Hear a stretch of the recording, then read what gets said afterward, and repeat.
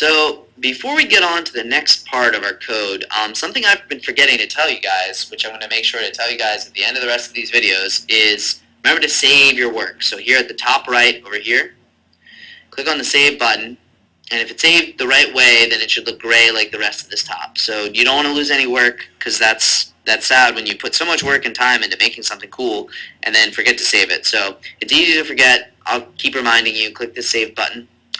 Anyway, so the next step is we need to remember, okay, when this game starts, now we follow this recipe, like a recipe essentially. You see when we click go, what happens is that all the objects move to where they're supposed to go according to this statement here. And then we create these two variables, choice and count, and we set them equal to 0. We clear the rest of the screen if there was anything else on it, and we have our turtle say, get ready for fractals for 5 seconds. So it follows it just like a cookbook.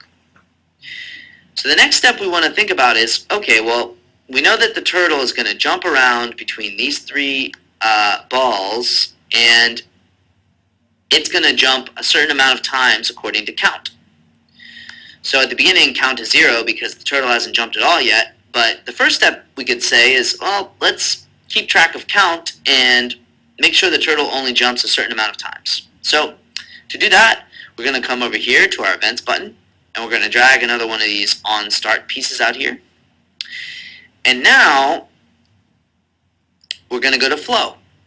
So it's right next to events. Click on the flow button, and you see some new blocks here.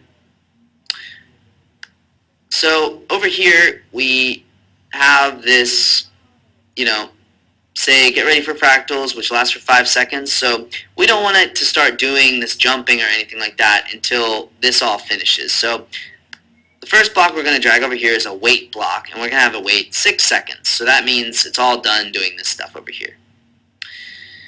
But then after that,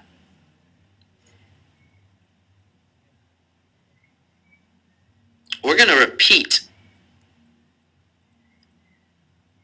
while we're going to grab this piece which says repeat while and then something. And what this block does is that we can put code inside of this block that'll just keep going and going and going until something becomes true. The thing we want to become true is we wanted this to repeat until count gets to some number. So for instance, let's say I want count to go until 10 times. That means I want this turtle to keep jumping around until he's jumped 10 or her has jumped 10 times. So what I would do there to make that happen is I'd come over here to the operator tab, click this one. You see this piece here, I'm going to drag this piece out and put it right in here. So I want to keep repeating whatever happens in this loop as long as, and click on variables, count is less than some number. And let's make that number 10 for now.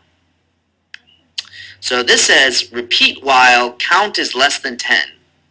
So this will just keep going and going and going and going as long as count is less than 10. And right now, since we start out with count being equal to 0, this would never stop because count isn't changing. However,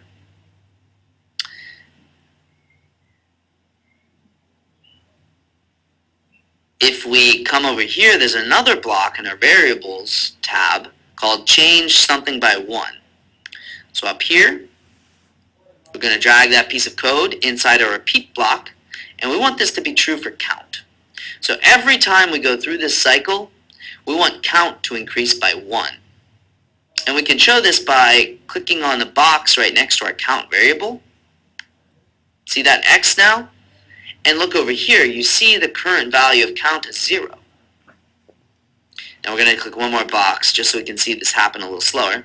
So we're going to drag this wait block in here too. So what's going to happen is after the program starts, this is going to wait 6 seconds, and then this is going to keep repeating as long as count is less than 10.